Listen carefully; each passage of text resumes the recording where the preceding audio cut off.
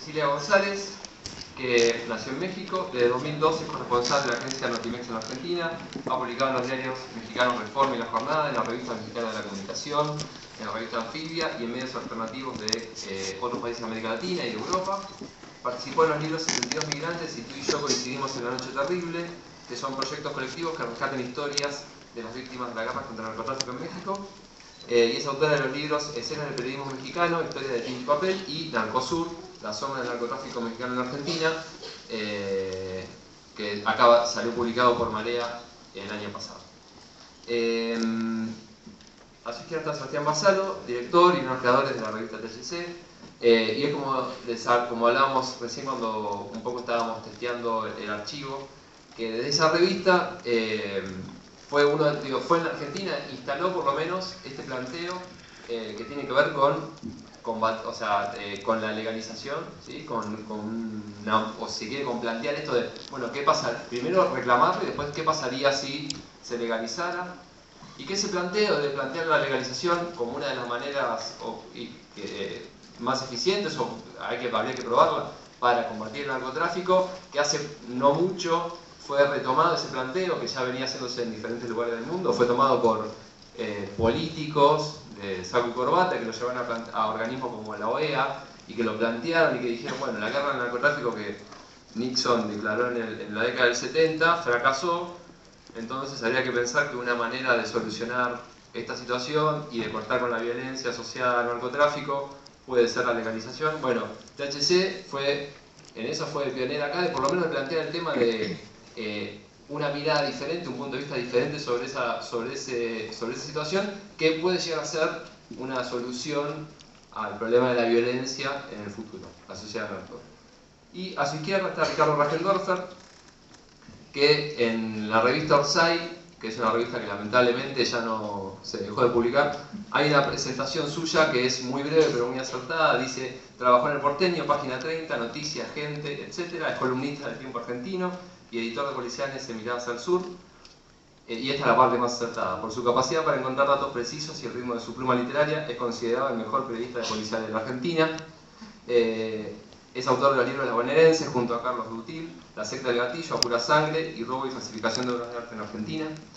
Bueno, y dice eso, ¿no? Rajendorfer es incluso reconocido por los más jóvenes periodistas policiales como maestro indiscutido. Y él también, entre los muchos temas que ha tratado, también ha trabajado y ha investigado la asociación entre narco y poder, que es ir al núcleo y es tratar de entender realmente qué es lo que ocurre con ese tema.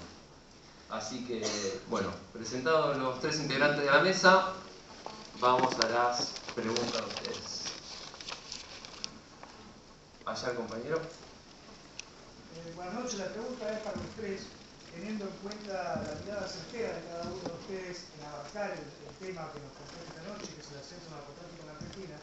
La pregunta que yo les hago es: ¿cuáles serían para ustedes las acciones concretas que deberían aplicarse desde el Estado o desde organismos no gubernamentales para atenuar el flagelo que está horadando a nuestra sociedad? Que empiece el mejor periodista de Bueno, desde luego eso de mejor periodista es una arbitrariedad y que por ello me vea obligado a empezar también. Con respecto a la pregunta, bueno, habría que primero explicar cómo está planteado el narcotráfico en Argentina, ¿no? Desde luego está planteado de una manera absolutamente distinta a la de otros países, y en cada país al respecto tiene su propia historia, sus propias características y su propio rol en lo que se llama el concierto de las naciones. En ese sentido, si lo consideramos un flagelo, y en cierta medida lo es, y en cierta medida también tiene que ver con una prohibición que de algún modo interfiere, digamos, la responsabilidad personal que tiene cada uno con su cuerpo y con su mente. se lo debe tomar de un modo sanitario, o sea, digamos, como un problema sanitario, dado que su condición de flagelo está dada por los estragos que hace en las personas, o los presuntos estragos que hacen las personas que la consumen. En ese sentido se tendría que enfocar el trabajo del Estado al respecto, abriendo centros de atención y ese tipo de cosas para las personas que desde luego lo requieran. Pero, digamos, por otra parte está el lado productivo del asunto, está el lado comercial del asunto, y eso, digamos, es tratado por lo general de una manera policial, como en el resto de los países, solo que habría que ver, y eso supongo que lo vamos a ir desarrollando a medida que se desarrolle, valga la redundancia, esta charla, los vínculos que hay entre cada uno de esos actores y las características específicas que tiene el narcotráfico en Argentina, que es diferente a la que tiene desde luego en México, en Colombia, o en el sudeste asiático, en el caso de otras drogas como la heroína, por ejemplo. Sí, a mí me parece muy importante que desde el Estado, y cuando digo Estado, me gustaría también aclararlo porque incluso hoy me parece increíble que se siga confundiendo gobierno con Estado. El Estado son los tres poderes, es el legislativo, el ejecutivo y el judicial. Que desde los tres poderes, por ende desde el Estado mismo, se abre una discusión pero seria. El gran problema es que parece utópico porque siempre, también acá y en la mayoría de los países, cualquier tema se termina politizando y eso termina ensuciando la discusión.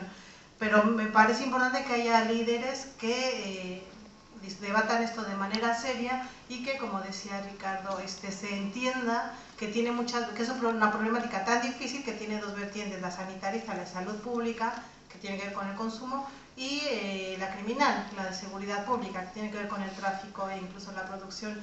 Y también en este debate serio entender y explicarle a la sociedad cómo es que llegamos hasta acá. Y hablo, yo soy mexicana, pero llegamos como sociedad occidental, porque esto no, las características del narcotráfico en otras zonas es diferente. Pero sí es eso, es abordar temas sobre todo con seriedad. Y a mí me han preguntado en las últimas semanas o meses a raíz de la publicación de Narcosur sobre las propuestas que se puede hacer, pero yo no soy especialista en políticas públicas. A esto me refiero también, que no me gusta dar soluciones fáciles o que se han planteado de otra manera en otros países. Mi lugar o mi participación es a través de mi investigación periodística, denunciar o contar qué es lo que está ocurriendo, pero no dar soluciones que a veces son facilistas solamente.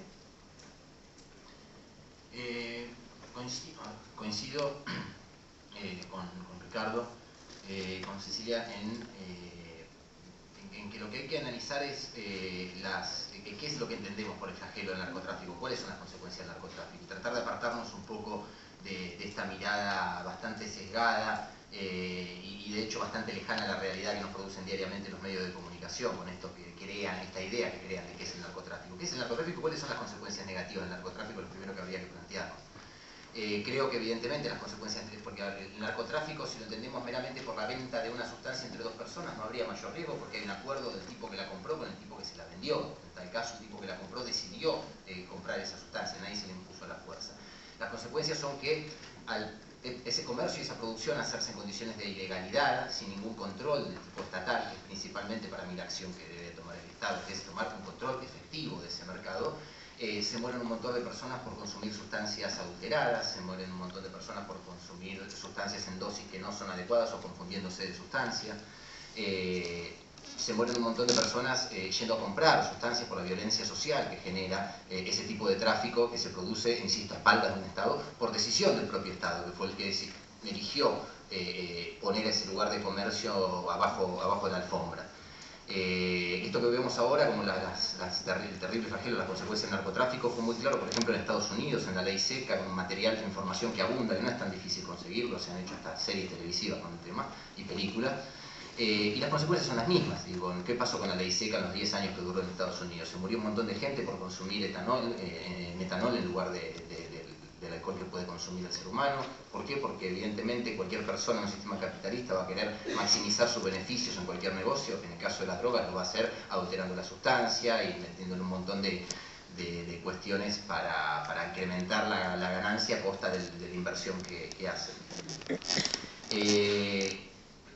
¿Qué otra consecuencia generó la ley seca en Estados Unidos? La instalación de mafias que pusieron en riesgo el poder político del Estado en un montón de regiones, que crecieron al amparo del Estado, creció la burocracia estatal y sobre todo la corrupción estatal para poder generar una relación de connivencia con estas bandas que le permita al Estado lucrar por el costado, digámoslo. No hay narcotráfico sin un Estado que lo avale. Eso tenemos que tenerlo clarísimo. No hay narcotráfico sin un Estado que lo avale. El Estado argentino, como muchos otros estados, avala el narcotráfico. El Estado argentino, después lo podremos ver en otras preguntas, analizando bien cómo se constituye el narcotráfico acá, a diferencia de otros países, pero sí hay una relación no solo de connivencia, sino casi como un Estado paralelo, que se generó por determinadas características en Argentina que iremos viendo después. Es lo que hace a la criminalidad, que son las consecuencias diarias sobre la violencia social que generan las calles, el narcotráfico. Y no es tampoco una idea mía, las soluciones más, digamos, más racionales para un problema económico, porque en definitiva el problema de la venta de sustancias es un tema económico, en lugar de las armas, que básicamente pasaron 100 años de utilización de una hipótesis que era persiguiendo a todos los que venden y a todos los que consumen, vamos a terminar con el fenómeno de que la gente quiera comprar sustancias para alterar su estado de conciencia. Esa ridiculez impuesta hace 70 años nos condujo solo en México a más de 60.000 muertes en los últimos 10 años y a un crecimiento exponencial del narcotráfico, es decir, que incrementó todos los problemas que dijo querer perseguir. Evidentemente esa no es la solución. La solución, evidentemente, para un problema económico es económica y pasa por disputar ese mercado, como por ejemplo lo están haciendo países como Uruguay, que básicamente lo que hace la marihuana, lo que decidió fue decir, bueno, el problema de esto que es que la venden personas sin un control estatal y básicamente sin un control estatal sobre quién la produce, cómo lo produce y a quién se la vende, incrementan sus ganancias, lavan ese dinero y la multiplican por un montón y a partir de ahí generan un poder que pone en riesgo el poder político del Estado en determinados sectores. ¿Qué hicieron ellos? Legalizaron el mercado, tomaron el mercado, dijeron nosotros vamos a controlar quién produce, dónde produce, a quién le vende y cómo le vende. Por un lado vamos a mejorar la calidad de esas sustancias, atacando el primer problema de salud que habíamos hablado, y por el otro vamos a disminuir la violencia social en las calles, porque evidentemente a nadie le va a convenir producir a un costo, nadie va a poder producir un costo menor que puede producir el Estado. Bueno, mi pregunta es para Ricardo. Usted en una entrevista a Radio La Red dijo que el narcotráfico no representa un peligro para la democracia, pero sin embargo en la misma entrevista dijo que es sorprendente la vinculación de las fuerzas policiales con los organismos narcotraficantes. ¿Eso no es un peligro para la democracia? Digamos, en este caso, más que la relación de la policía con el narcotráfico, lo que es un peligro para la democracia es la policía en sí y su relación con el narcotráfico y otros tantos sectores vinculados al crimen organizado. En ese sentido, este país sí asiste a una paradoja que es lo siguiente, o sea, en cuanto a la relación que tiene el Estado con el narcotráfico, por lo general y de manera directa, se da a través de la policía.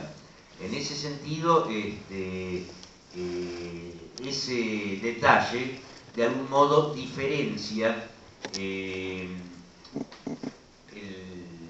lo que Marx llamaría la división internacional, la división del trabajo del asunto, en el sentido de que, por supuesto, digamos, por empezar, todas las organizaciones mafiosas, por lo general, tienen un grado de enfrentamiento con el Estado, un grado de competencia con el Estado, un grado de reclamo con el Estado. Incluso, digamos, históricamente, el origen de algunas mafias se deben a fenómenos económicos que tienen que ver con el desarrollo de determinadas regiones de un país y con el retraso con respecto a ese desarrollo de otras regiones. Por ejemplo, así surge la mafia siciliana. La mafia siciliana surge como reacción o como forma de organización y hasta de resistencia frente al desarrollo que, digamos, a partir de la unidad italiana, a partir de Garibaldi, comienza a tener el norte de esa península. En ese sentido,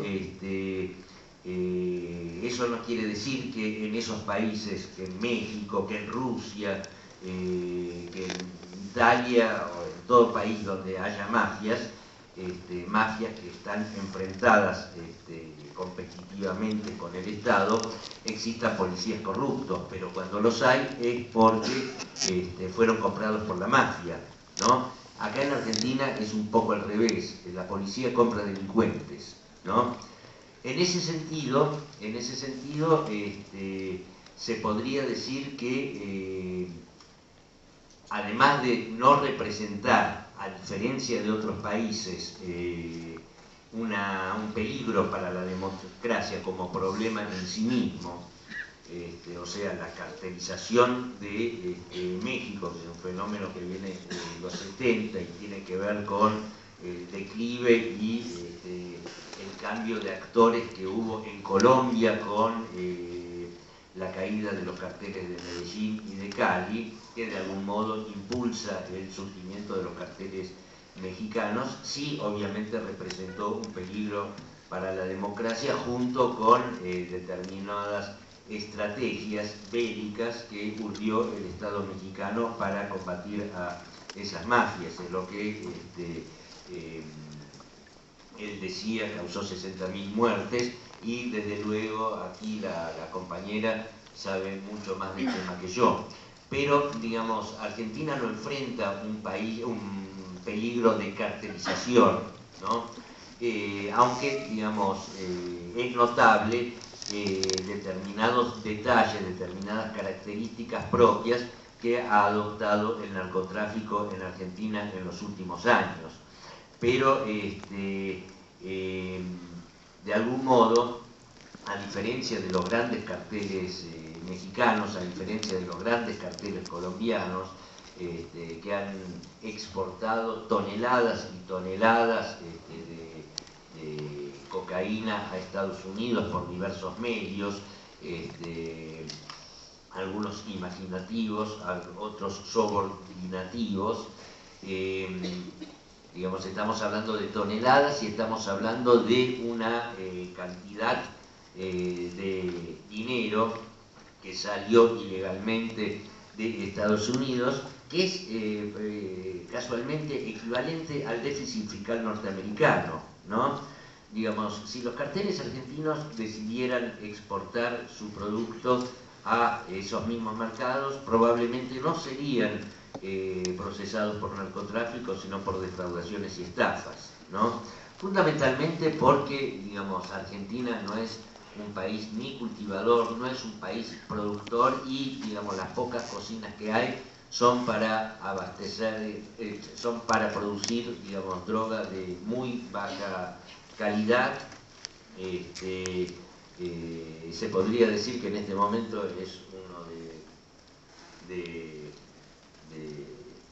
los líderes mundiales en producción de Paco, que no es droga sino basura de las drogas, o sea, digamos, el excipiente químico de la misma, ¿no?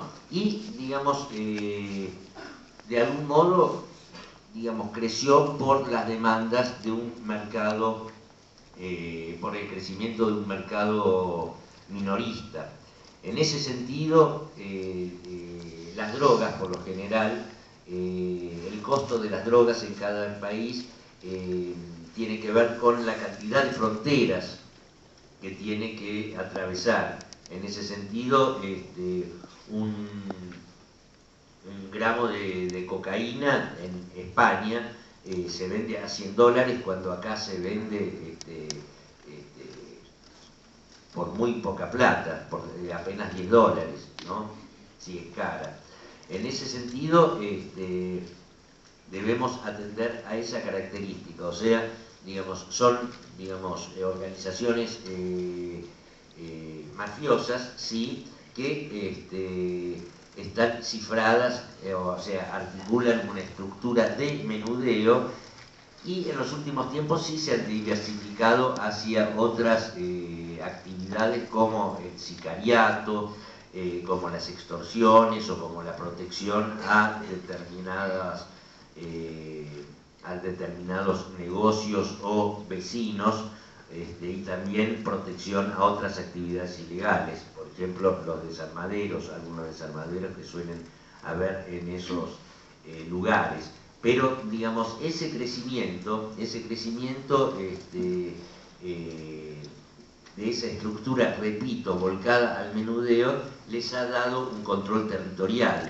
Les ha dado un control territorial fundamentalmente, digamos, en las ciudades argentinas más grandes y las más arrasadas por la desindustrialización de los 90.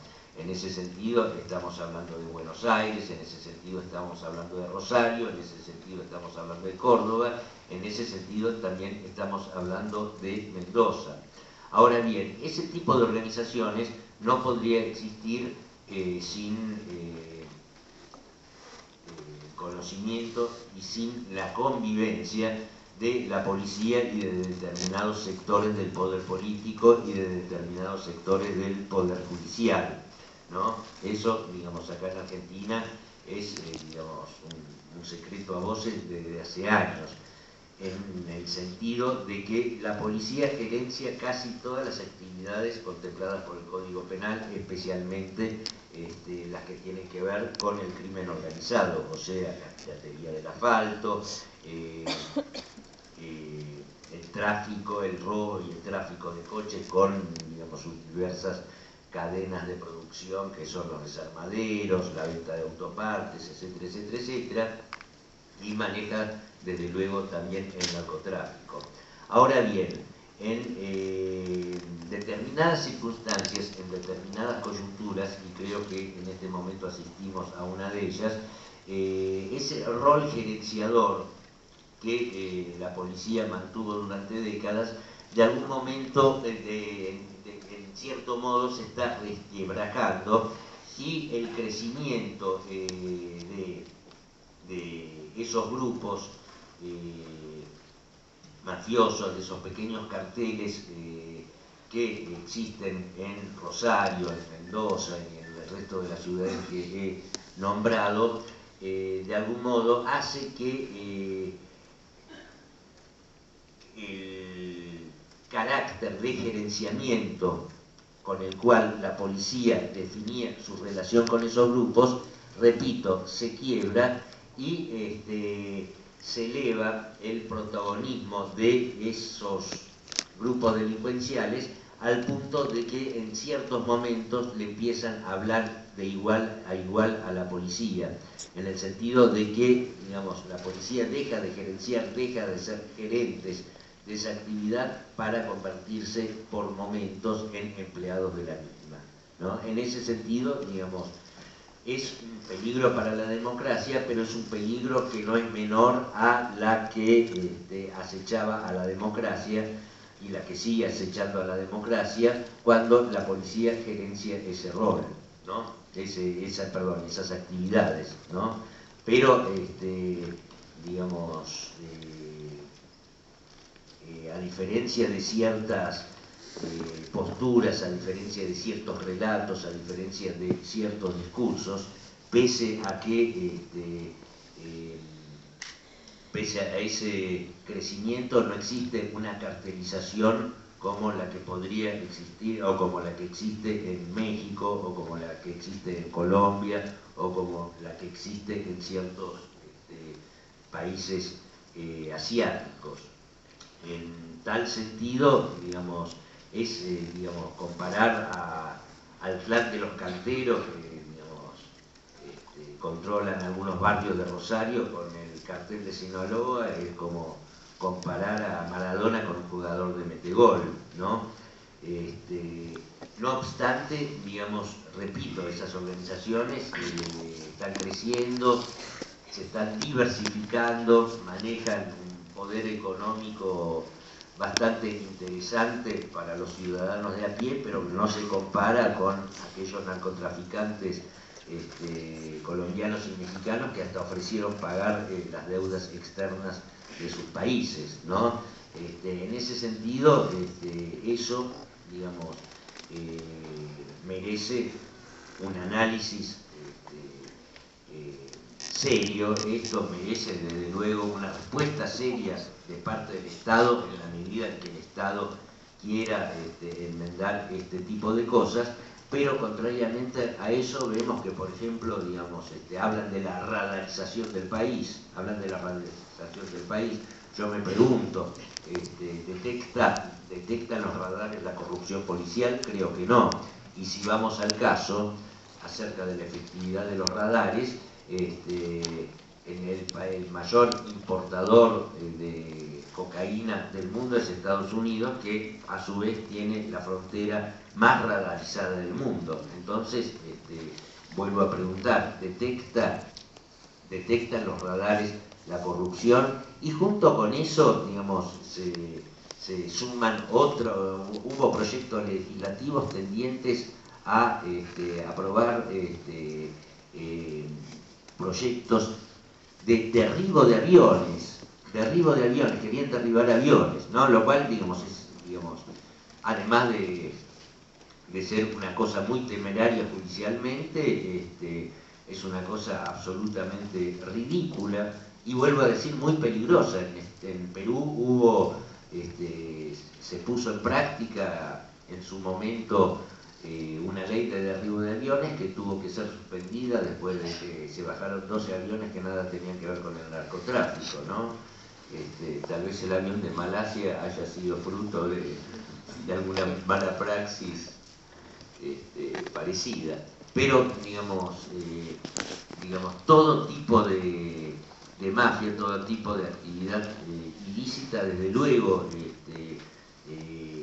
pone en peligro a la democracia, ya que eriza determinados intereses económicos, ¿no? Esos intereses económicos suelen ser entre, digamos, determinados grupos económicos muy concentrados que ven peligrar su, valga la redundancia, hegemonía económica en un país donde comienzan a producirse millones y millones de dólares con una actividad ilegal, y también eriza, digamos, la paciencia de determinados estados al tener en su seno áreas económicas que no controla, ¿no? Y eso viene desde hace mucho tiempo. A fines del siglo XIX se produjo la llamada Guerra del Opio, donde, digamos, el Imperio inglés se lanzó, digamos, produjo una guerra en China justamente para controlar ese negocio. De hecho, a raíz de los grandes dividendos que a la postre le dio el negocio del opio al Imperio inglés, el Imperio inglés pudo construir de ese modo lo que Marx llamaba su acumulación primitiva de capital, ¿no? Así las cosas. Es largo para desarrollar este tema, pero más o menos así me parece que son las cosas. Un compañero.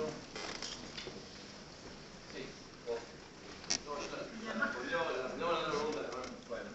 Compañero, sí. Esta pregunta va para los tres. Les pregunto cuáles son los problemas internos que ustedes creen que sufre la Argentina y desembocan en el narcotráfico.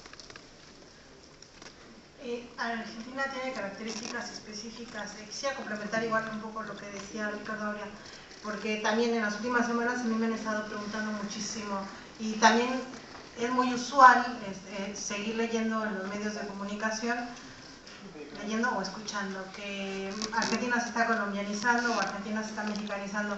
Eso es totalmente imposible por condiciones geográficas, geopolíticas, históricas. Y sin embargo se sigue difundiendo la idea. Me parece importante que ustedes tengan claro, como actuales o futuros comunicadores, esas grandes diferencias. Bueno, yo lo que he venido diciendo es que Argentina en todo caso se está argentinizando, tiene características propias que tienen que ver con la pregunta que acabas de hacer. ¿Que tiene vulnerabilidad de fronteras? Sí. En gran parte tiene que ver también con otra cosa, que Argentina tiene una de las políticas migratorias más nobles del mundo, de las cuales, por ejemplo, yo soy beneficiaria.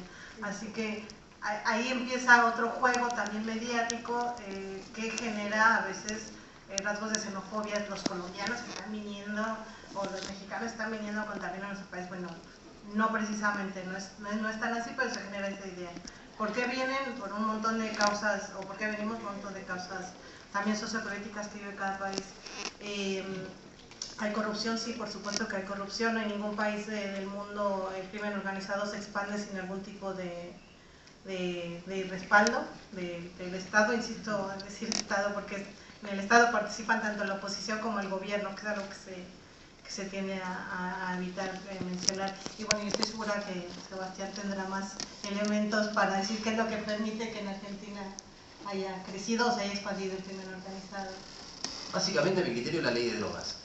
A ver, estamos hablando de un problema de drogas, estamos hablando de que es un problema que básicamente en sus extremos, en sus conductas más extremas, se regula a través de leyes penales. Precisamente la ley penal que habla sobre las drogas es la principal matriz de la expansión del problema del narcotráfico en Argentina. Creo que el otro complemento de eso, claramente, y lo desarrolló a la perfección Ricardo recién, es el tema de las fuerzas policiales. ¿En qué sentido? En que tenemos en un país donde desde la dictadura a esta parte las fuerzas policiales son quienes no aceptan o, como bien explicaba Ricardo, tienen una relación de coima con el tipo que comercie, sino que son las fuerzas policiales las que deciden territorialmente quién vende, dónde vende. A cambio de eso cobran una especie de impuesto ilegal. En este sentido es interesantísimo el desarrollo y la investigación del tema de Marcelo Saín, lo recomiendo un montón, fue exdirector de la Policía de Seguridad Aeroportuaria, a mi criterio una de las personas que más sabe de narcotráfico en Argentina, y sería increíble si lo tuviéramos hoy acá para sacarnos esas dudas, pero básicamente la policía, que es quien debe perseguir un determinado delito, en este caso el tráfico ilegal, es quien controla y organiza territorialmente esa venta de drogas, dejando que bandas se enfrenten, poniendo a una, sacando a otra, y a cambio de eso cobran un impuesto de la venta de sustancias que hacen en ese territorio. Siempre hablando del mercado interno, y esto es importante hablarlo, estamos hablando de un tráfico que se destina sobre todo al consumo interno, el tráfico, digamos así, de exportación en Argentina, en el cual, insisto, no somos productores, somos el país de tránsito de sustancias que se exportan. Es más que nada, podríamos sintetizar una magia de cuello blanco.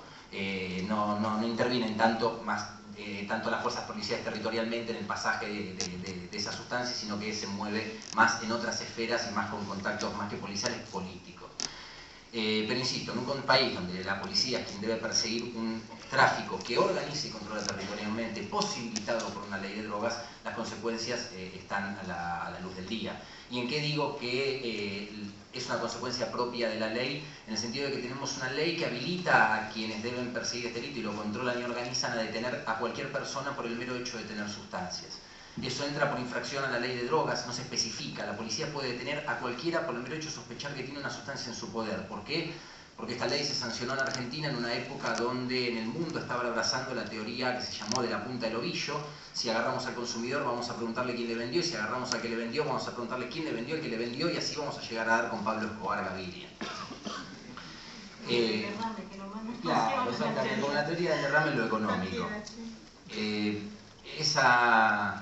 Ese modelo hace que la policía esté facultada a llenar estadísticas diciendo que persiguió un delito. En Argentina se elaboran más de 12.000 causas por año por, como digo, infracción a la ley de drogas. Y después es un juez el que con la persona detenida tiene que averiguar para qué tenía esa sustancia por la cual fue detenido por el mero hecho de tenerla. ¿Se entiende? Por ahí mucho juego de palabra legal. Después el juez va a decir si esa tenencia era para el consumo de la persona, si esa tenencia la iba a vender o la estaba por vender la persona, o si no hay dudas, no hay pruebas de que la estaba por vender, pero era mucha para que la consuma, la ley también prevé una pena solo por el mero hecho de tener. Lo que nos dicen las cifras, que a veces confunden, pero por lo general nos permiten entender más claramente determinadas situaciones, al igual que cuando uno va al Poder Judicial a consultar por la cantidad de personas que cometen delitos graves bajo los efectos de las sustancias ilegales, se da cuenta de que son menos del 2%, es decir, esa cuestión de el que está drogado sale a robar no se fundamenta de ningún lado desde lo judicial, al menos con drogas ilegales. No hay estadísticas, al menos en determinados tipos de delitos de incidencia del alcohol, donde sí la hay, por ejemplo, en los casos de violencia doméstica, donde forma parte de más de la mitad de los casos de violencia doméstica, en los accidentes de tránsito, etc. Pero me voy por las ramas. Es el juez el que determina si una tenencia es para comercio o para consumo, y lo que nos dicen los jueces, lo que nos dicen las estadísticas, es que de esas 12.000 causas que elabora la policía por tenencia de drogas, más del 70% son a consumidores, y menos del 3% de las 12.000 causas, 3 de cada 100 causas, son por comercio, siempre al menudeo. No hubo en Argentina, en más de 20 años de vigencia de la actual ley de drogas, una sola condena, ni siquiera una sola condena efectiva a una persona que encabece una organización criminal por venta de drogas. Entonces, lo que nos demuestra esto es que... Perdón, ni por lavado de dinero, que es ni por lavado de importantísimo. dinero, sí, actualmente. Que son en definitiva quienes terminan lucrando y quienes terminan manejando. Los que ganan no los agarran nunca. Exactamente, los terminan agarrando los pobres pibes que venden o que terminan obligados a vender por determinada situación social. Ahí nos vamos a otro tema. Pero lo que quiero entender es que, entiendan que la matriz es una ley, porque en todo Estado la matriz de comportamiento, si nos manejamos y respetamos la democracia, es a través de leyes que son las que nos dicen qué es lo que podemos y qué es lo que no podemos hacer. Es una ley que le permite a la policía hacer una gran cantidad de cosas y fabricar estadística para poder encubrir ese trabajo que no hace, precisamente porque forma parte de ese negocio.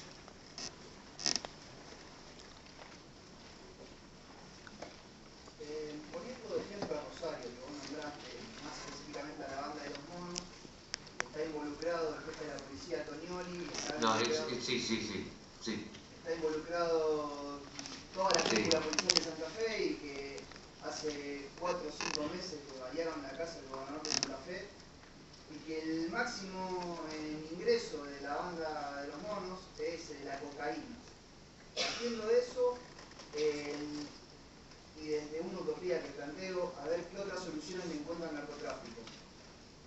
Partiendo de que la cocaína, en verdad, es el máximo ingreso del narcotráfico, al menos de la banda de los monos, de lo que yo estuve leyendo en los diarios de Rosario, porque acá la verdad que no pude ver mucho, y poniendo como ejemplo de que se penalice la tenencia de la droga, no solamente la marihuana, el consumo del consumidor. Eso está despenalizado en el Código Penal. ¿Qué otras soluciones le encuentran? Porque creo que esa no es la solución de fondo, sino una parte de la solución. ¿Qué otra solución le encuentran ustedes al narcotráfico? Sí, mira, por empezar, eso de soluciones, o sea, digamos, el narcotráfico es fruto de una constelación de factores, eso de soluciones suena en una escala social lo que para un tipo que tiene la enfermedad de la depresión le ofrece un libro de autoayuda, ¿no? En ese sentido, digamos, el tema es que el narcotráfico está agarrado a todo un engranaje delictivo, todo un engranaje cifrado en la ilegalidad de otros negocios y, digamos, y entronca otros problemas. Hace un segundo me preguntaron cuáles son los peligros que este asunto le genera a la democracia. Y uno de los peligros, y digamos por eso viene a mi mente lo que voy a referirme a continuación, habla a las claras de que un problema de semejante complejidad no admite soluciones que se pueden enumerar en pocas palabras. Por ejemplo, digamos, vos nombraste a Tognoli. Efectivamente, Tognoli fue el primer jefe de una policía provincial en funciones en Carepreso, por su complicidad no solo con el narcotráfico, sino también con la trata de personas. acá ya tenemos dos problemas que solucionar, y uno tercero que es la policía, ¿no? La trata de personas, el tráfico de drogas y la policía, ¿no? Mientras este hombre visitaba por primera vez el otro lado del mostrador, en Córdoba sucedía algo parecido, ¿no? No por una investigación de algún organismo del Estado como pasó con Tonioli, sino simplemente porque, digamos, un soplón despechado prendió el ventilador, cayó el jefe de drogas peligrosas, ¿no? El comisario Sosa, cayó el ministro de Seguridad, cayó toda la cúpula de la policía cordobesa, ¿no? Se suicidó uno de los involucrados, al cual se podría considerar el primer mártir de la recaudación policial, ¿no? En ese sentido, es una de las coyunturas en las cuales, en este caso en particular, vuelvo a decir, la policía comienza a tambalear como actor gerencial de este asunto, ¿no? Y, digamos, debido a esa debacle, casi buena parte de la suboficialidad, estamos hablando de miles y miles de uniformados, dejaron de recibir el canon que no figura en su factura. O sea, un policía cordobés con baja graduación ganaba aproximadamente 7.000 pesos, pero llevaba 14.000 a la casa, y no por servicios adicionales, o por lo menos no por servicios adicionales de custodia en alguna cancha de fútbol, ¿no? Sí por otros servicios adicionales. Y de pronto se corta eso, ¿no? Entonces le tiene que decir a la mujer, le tiene que decir a la esposa: mira, querida, vine con 7 lucas menos este mes, ¿no? Entonces esa situación lógicamente es tan traumática que, digamos, eso precisamente produjo la huelga policial de diciembre, que se diseminó como un fenómeno absolutamente foquista a lo largo de otras agencias policiales. Pero, digamos, la causa, digamos, el factor preponderante en esa crisis que hubo, que fue una crisis de la democracia, que de pronto, digamos, haya una epidemia de huelgas de personas armadas que dejan de custodiar los bienes públicos y privados en momentos en que la inseguridad es un problema tan mentado, ¿no? Es un problema del Estado, es un problema de la democracia, es un problema de la sociedad en su conjunto. O sea, digamos, cómo con qué solución enfrentar al narcotráfico. Digamos, habría primero, para solucionar este problema, habría que, digamos, hacer vuelvo a decir, una lectura seria, un diagnóstico serio de cómo es el problema, quiénes son sus actores, por dónde viene, por dónde va. De hecho, digamos, vuelvo a decir, digamos, en Uruguay, que es un país con problemas delictivos mucho más simples que los argentinos, digamos, optaron por la legalización del consumo y el control estatal de la distribución, ¿no? En ese sentido, digamos, el primer problema, y acá, digamos, voy a parafrasear al colega de THC, digamos, es, digamos, el tema de la prohibición. La prohibición es lo que cotiza un determinado producto. O sea, digamos, si la cocaína fuese legal y se vendiera como alguna vez se vendía en las boticas, en las farmacias, digamos, valdría lo mismo que un geñol, habría lo mismo que un geñol. Yo creo, no solo yo creo, la lógica indica que los más grandes opositores, los más acérrimos opositores a la legalización de la droga son la mafia de la droga. Vos le hablas a Pablo Escobar de legalizar la cocaína y te mandaba valores, ¿no? Mucho más que Nixon incluso, ¿no? Porque de eso, digamos, estaba cifrada, digamos, su negocio, su ganancia, etcétera, etcétera, etcétera. Digamos, ¿no? Las mafias no distribuyen drogas para, digamos, cumplir con un servicio social, sino con un, digamos, objetivo económico. Lo interesante de esto es que, digamos, entre otras razones, el enfrentamiento que tienen con el Estado, con el cual comercialmente tal vez tengan los mismos objetivos, es que los carteles de la droga se han terminado por convertir en las únicas multinacionales genuinas del tercer mundo.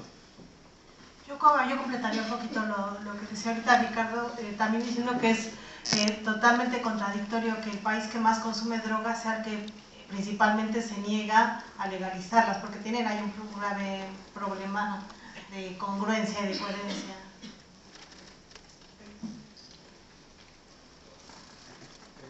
La pregunta es para Sebastián y quería referir estrictamente a lo que es el paco. O sea, es una broma que parece que como arte de magia apareció ya en la Argentina y nadie reflexionó sobre cuáles son los aspectos sociales, económicos y políticos que hicieron que apareciera esta droga. No sé si vos pudiste sacar alguna conclusión, hiciste algún análisis de este hecho particular. Mira, el Paco apareció claramente, ¿no? Partamos de la base de que es correcta la hipótesis, nada aparece porque sí, digo, todo aparece en un contexto social, económico y político. El Paco, como Paco, ¿no? Porque antes se fumaba base, que era otra, que es otra cosa, es otro estado de la cocaína, la base, que es un estado que permite fumarla más fácilmente que el clorhidrato, pero el Paco ya es casi como el residuo, es como ir para atrás con la fabricación de la cocaína. Muchas veces el Paco se hace a partir de cocaína, estirándola hasta que casi no tiene sustancia activa. Tampoco el Paco es el residuo de la fabricación, no es que se fabrica acá en las hojas, se fabrica acá en Argentina y queda un residuo. Se le dice residuo porque es basura pura, pero conlleva en su elaboración a veces hacer rendir muchísimo más un kilo de cocaína, transformándolo en Paco de vuelta que vendiéndola como cocaína. Y digo a veces porque también depende del contexto. Entonces, el Paco se podría decir que llegó a la Argentina casi con la crisis del 2001. En esa época se habían cerrado por problemas políticos, había quilombo en la frontera argentina con Paraguay, estaba entrando poca marihuana a la Argentina. La marihuana es la sustancia no solo más consumida, sino la que más consumen los estratos sociales medios abajo, básicamente por el precio. Y lo que se hizo fue, al no haber marihuana casi en la época de expendio, había básicamente una demanda que satisfacer acorde a un determinado estrato económico que podía pagar poco, no importa si es muchas veces, en la mayoría de los casos un usuario de Paco gasta más que un usuario de cocaína de clase alta. El tema es que en su economía mental va y busca 10 pesos y compra la sustancia. Voy y busco 10 pesos, por ahí al final del día terminaste gastando mucho más que habiendo comprado por ahí 10 gramos de cocaína. Pero per cuota. Entonces lo que se hizo en ese momento fue poner a disposición en las bocas de expendio una sustancia que se pudiera comprar mucho más barata. Obviamente que hay un estrato social que te diferencia marihuana de Paco, obviamente. Pero hay personas, y ya no depende eso directamente del estrato social, que hacen uso de una sustancia directamente para alterar su conciencia, para tapar angustias. Digo, hay un montón de razones que llevan a una persona a consumir sustancias.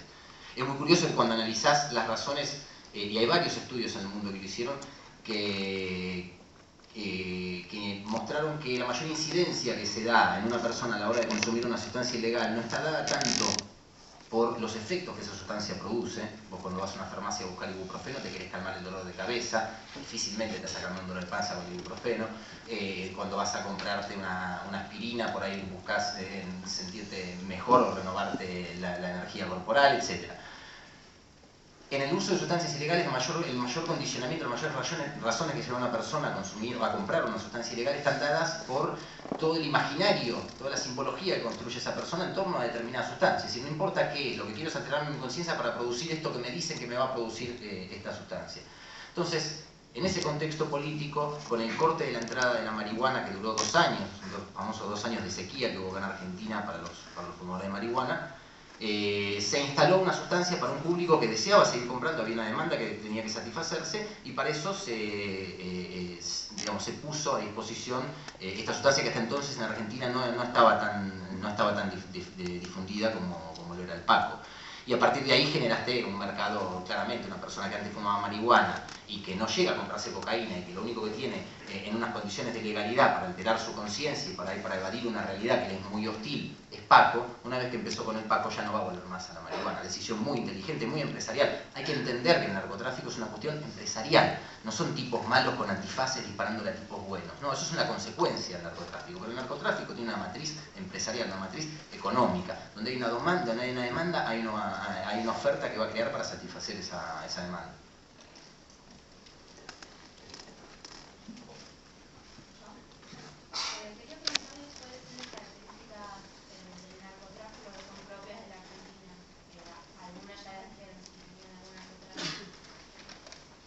Sí, yo creo que eso hace contexto, país de paso, lavado de dinero, tránsito, ruido en fronteras.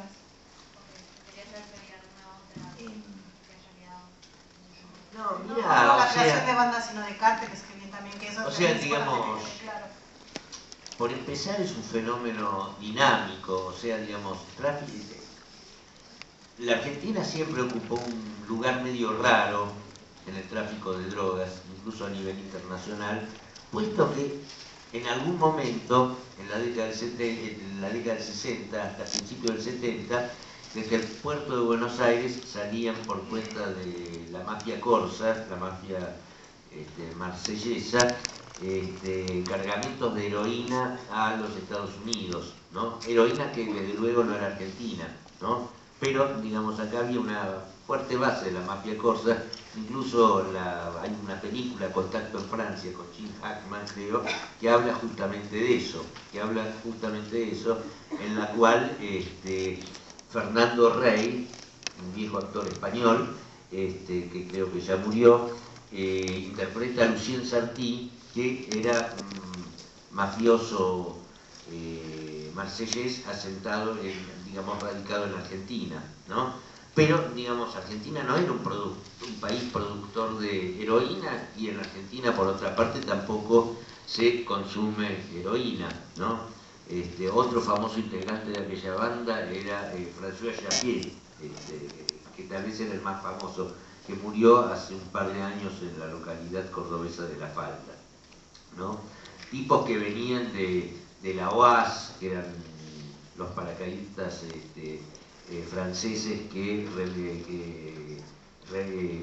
reprimieron al Frente de Liberación Nacional de Argelia, ¿no? Y después quisieron matar a De Gaulle. Era toda una ensalada política y delictiva en la cual la Argentina participó de manera, digamos, colateral, ¿no?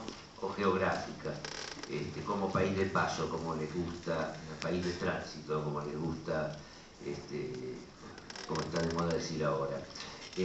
Pero, digamos, con respecto a las mafias que existen en Argentina, digamos, tienen una estructura que, salvando las distancias, puede parecerse a las estructuras que tienen los grandes carteles. O sea, tienen soldados, tienen contadores, o sea, los tipos encargados de lavar dinero, que no necesariamente requiere ese trabajo un diploma de la Universidad de Buenos Aires, pero les dicen contadores, y desde luego tiene una jefatura, ¿no? Pero vuelvo a decir, tiene las características que yo describí antes, y desde luego, digamos, a eso se le debe sumar su vinculación con determinados actores del poder, policías, jueces o políticos, que se benefician y usufructúan las ganancias de ese negocio. Fijémonos, por ejemplo, que en la actualidad está muy cuestionado en este momento el juez Viena, con doble N, de Rosario, porque, digamos, si bien es el que encabeza judicial contra los canteros, digamos, hay determinados elementos que hacen creer su alineación a la banda rival de los canteros, que no me acuerdo cómo se llama, que actúa cuyo santuario, por decirlo de alguna manera, está en el barrio de la localidad de Gobernador Galvez, que es uno de los grandes barrios de Rosario, ¿no? En ese sentido, digamos, de algún modo reproduce en pequeño, digamos, los conflictos, las internas que pueden haber tanto en los grandes carteles mexicanos y colombianos como también en las obras de Shakespeare.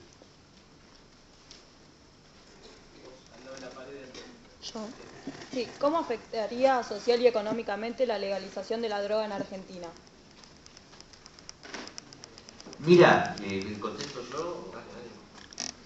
Mira, no sé si la afectaría, porque, digamos, una de las diferencias que hay entre el narcotráfico en Argentina y el narcotráfico en otros países es que, digamos, los volúmenes de dinero que manejan son mucho más modestos, ¿no? Yo antes hablaba de multinacionales del tercer mundo, ¿no? Por cierto, los monos, o sea, la banda de la familia Cantero no forma parte de esa elite delictiva mundial. Por ejemplo, digamos, en Colombia, el enriquecimiento desmedido de tanto los jefes del cartel de Medellín como los de Cali causaron una especie de inflación, porque al no poder lavar el dinero en empresas productivas como lo habían planeado originalmente, como no podían lavar dinero por ese lado, terminan lavando dinero a través de la compra de tierras y a través de la construcción, ¿no? O sea, digamos, no invirtieron en cuestiones, en cosas productivas, o sea, no compraron, por ejemplo, una empresa de petróleo, ¿no? Hay una famosa anécdota en la cual Pablo Escobar quiere comprar una empresa de cemento de la envergadura de Loma Negra acá en Argentina, o sea, no estamos hablando de una empresita, una pyme, ¿no? Y no se la quería comprar acciones, no se la venden, entonces quiere comprar la empresa, no se la venden, entonces termina preguntando, le dicen, la empresa no está en venta, ¿y a cuánto se debe matar para que esté en venta? ¿No? Creo que al final se la vendieron, pero es la única que pudo comprar, Pero lo cierto es que por determinadas razones que tienen que ver con determinadas estructuras económicas y determinadas leyes de lavado de dinero, por lo general el dinero del lavado no terminan siendo inversiones productivas, tienen que concertarse con comprar bienes inmuebles, o sea, bienes que por sí mismos no producen dinero, y eso, digamos, en gran escala, hablando de miles de millones de pesos, causa en determinados países inflación, ¿no? Cuando, digamos, proliferan muchos millones de dólares y poca inversión productiva, ¿no? Más que a los países productores, más que a los países cultivadores, más que a los países exportadores, digamos, los problemas económicos son ocasionados en los países importadores. Una de esas razones es el motivo por el cual Estados Unidos decide declararle en la década del 70 la guerra al narcotráfico. O sea, digamos, la guita que recolectaba, la guita que facturaba el narcotráfico en Estados Unidos, era dinero norteamericano que salía por izquierda, o sea que desaparecía del circuito de la economía norteamericana. Lógicamente, eso no causaba el beneplácito del Estado norteamericano. Más o menos así funciona. Retomando un poco esto que decía Ricardo y también lo que decía Sebastián respecto a la matriz empresarial del narcotráfico, quería preguntar cómo creen que puede incidir la política estatal del blanqueo de capitales en este dinero sucio proveniente del narcotráfico y cómo puede meterse así en la saca de la economía nacional. Mirá,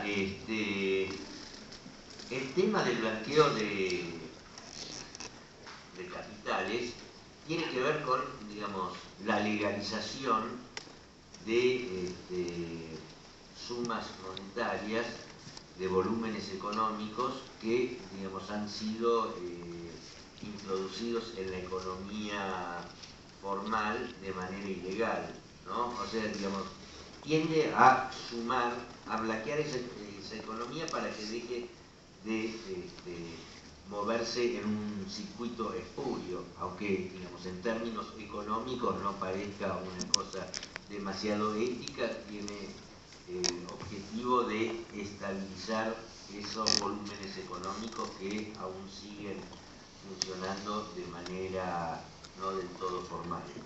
No, pero de cualquier manera yo sí creo que esto es todo un riesgo que se permita la apertura, el regreso, el retorno de capitales sin ningún tipo de sanción. Primero porque quienes sí cumplieron y no sacaron su plata, bueno, se quedan como los que hacemos bien las cosas, al final somos los que pagamos, ¿no? Pero sí, para mí eso es un riesgo muy, muy grande. Lo que pasa es que al final tampoco tuvo tanto éxito los programas estos de repatriación de capitales. Es importante resaltar esto que decía Ricardo del influjo de capitales que mueve acá en Argentina la venta de sustancias en un consumo interno en el cual se venden sustancias baratas, adulteradas y no posibilitan mucha más recaudación que para que funcione una bandita en Rosario, otra bandita en Córdoba y para alimentar gran parte del sueldo de las instituciones policiales por una vía ilegal. En este sentido, y uniéndolo con la pregunta anterior, las mayores consecuencias de la legalización evidentemente van a estar en los grandes países de consumo, en los países productores también. No hay legalización que no se pueda hacer de forma conjunta. Imaginemos legalizar la cocaína acá en Argentina, en las farmacias, ¿quién la produciría?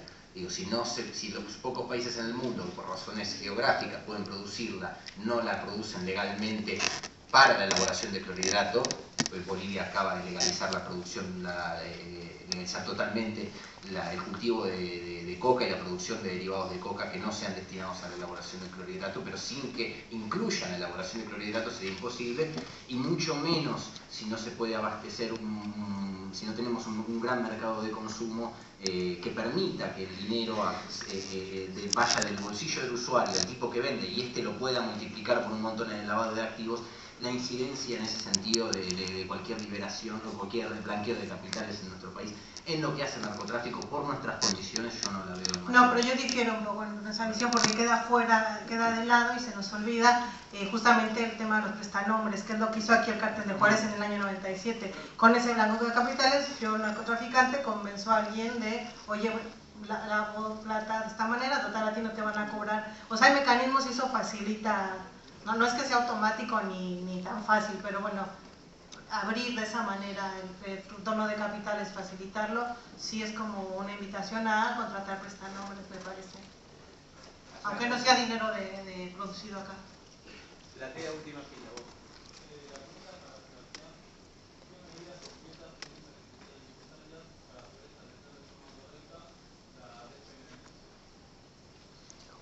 ¿Qué medidas son necesarias para despenalizar?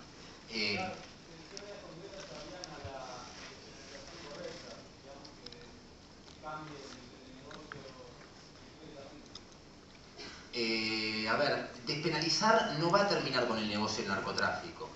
Creo que, se viene hablando en la mesa, ninguna solución es mágica y única para terminar con un determinado problema creado por el Estado. Sí está claro que sin legalización no se termina el narcotráfico. Puede no ser la única receta, pero sí es la necesaria. Es decir, si vos no pasás un mercado que siempre fue legal y que durante 100 años elegiste llevarlo a la ilegalidad y que te trajo consecuencias catastróficas, no lo volvés a la situación, lo retrotraes a la situación anterior, ninguna solución es posible siquiera pensarla. Despenalizar, y cuando se dice despenalizar se dice dejar de criminalizar determinadas acciones que no sean asociadas a la venta, por ejemplo la tenencia, por ejemplo el consumo, por ejemplo el autocultivo. Son necesarias básicamente para respetar los derechos humanos de un sector importante de la población.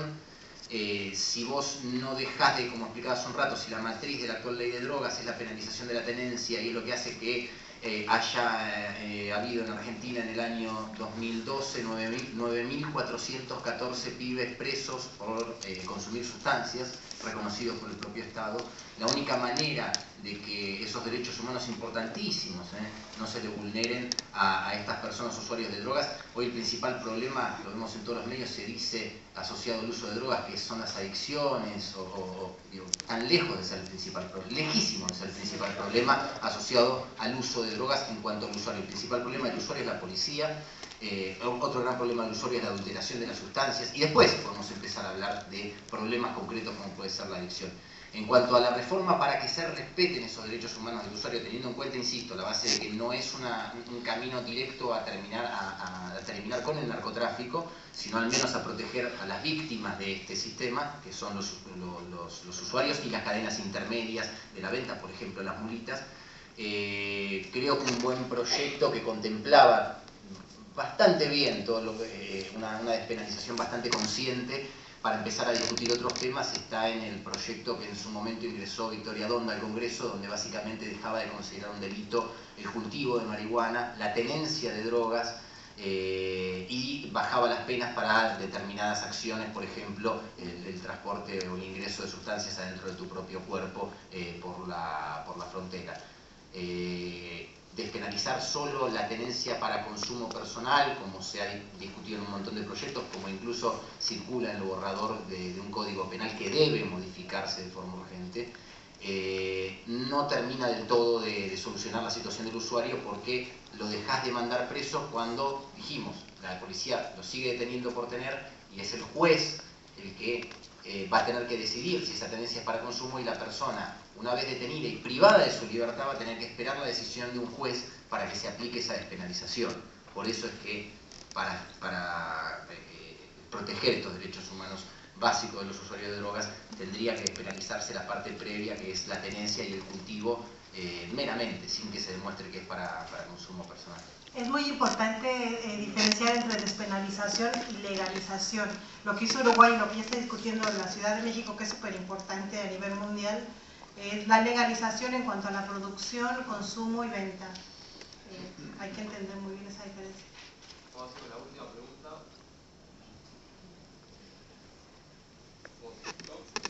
Retomando el tema de que vos hablabas bastante Argentina, del mercado de estupefacientes, ¿qué drogas crees que pueden legalizarse? De todo el efecto de drogas que hay en Argentina, ¿cuáles de ellas crees que pueden legalizarse? ¿Cuáles de ellas crees que deben permanecer ilegales? ¿Y cuáles de ellas, después de la legalización, pueden estar manejadas por el Estado? A ver, partando de una parte, creo que el Estado, al menos no se han ensayado, salvo los viejos estancos españoles, un sistema efectivo del Estado produciendo sustancias. Lo que hizo Uruguay es un Estado que controla fuertemente la producción, pero que la producción sigue en manos de personas, de empresas que van a cumplir con una licencia, y el Estado lo que hace es regular para que no exista ganancia. El Estado es el que determina el precio de la sustancia. Es casi en economía. La economía es aburridísima, pero en economía se llama monopsonio en lugar de monopolio, que son diferentes productores vendiéndole a un único comprador, que es el Estado, que es el que después lo distribuye. En el caso de Uruguay, en el sistema de farmacias. En Estados Unidos se está organizando de otra manera. Entendiendo esto, que no es el Estado el que se carga la producción, sino el que controla, o que debería controlar rigurosamente, al menos en los modelos que se están ensayando, la producción, la respuesta a tu pregunta evidentemente es: todas las sustancias deben ser legalizadas, de la primera a la última. No tiene sentido dejar ninguna sustancia si tenemos en cuenta todas las consecuencias que venimos hablando a lo largo de esta charla que produjo la ilegalidad.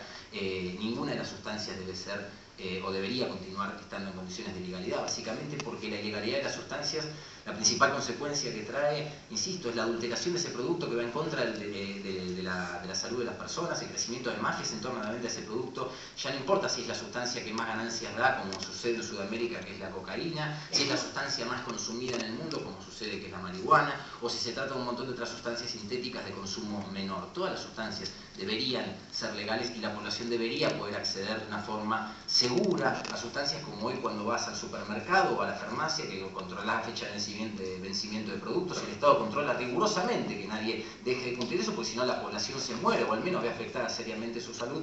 Lo mismo debería ocurrir con las sustancias. Después la complejidad para llevar a cabo ese tipo de reformas es otra discusión, como te hablaba cuando hablamos de sustancias.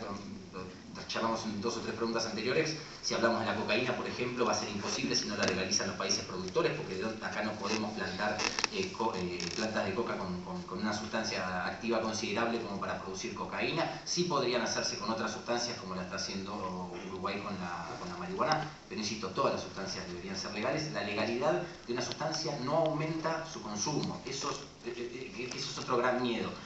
Que por un lado, ninguna política debería estar destinada a que la gente no consuma. Digo, ¿no? ¿Qué problema hay en que mucha gente consuma una sustancia? Sacado eso, porque el problema en todo caso es el detrimento a la salud que produce una sustancia. El problema de que mucha gente consuma milanesas no es que está feo la milanesa. Bueno, algún vegano me podrá decir está mal matar a la vaca, no puse el mejor ejemplo. Pero el problema es que de comer muchas milanesas es el aceite con el que hace la milanesa y que te pueda joder eso a la salud. No es la venta de milanesas. Digo, que cuánta milanesa que se consume en Argentina. Aún así la cantidad no fuera un problema, pero sí es algo que se pone en la mesa, en esta ensalada mediática. Aunque debe haber muerto por sobredosis de milanesa. Y bueno, hay muerto por colesterol.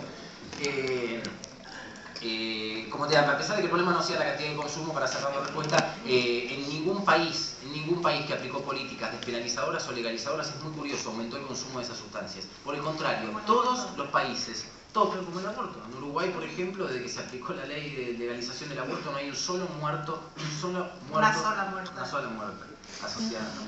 Sí. Nunca hubo un solo muerto. En ninguno de esos países aumentó el consumo. Es muy curioso, disminuyó. Freud hace casi 100 años planteó una de sus teorías locas, pero que muchas veces terminaron siendo válidas, que decía que la prohibición es la que genera deseo. Evidentemente prohibir una sustancia genera mucho más deseo y aumenta ese consumo. En Estados Unidos pasó con el alcohol una vez que se terminó la ley seca. Bueno, muchas gracias por haber venido.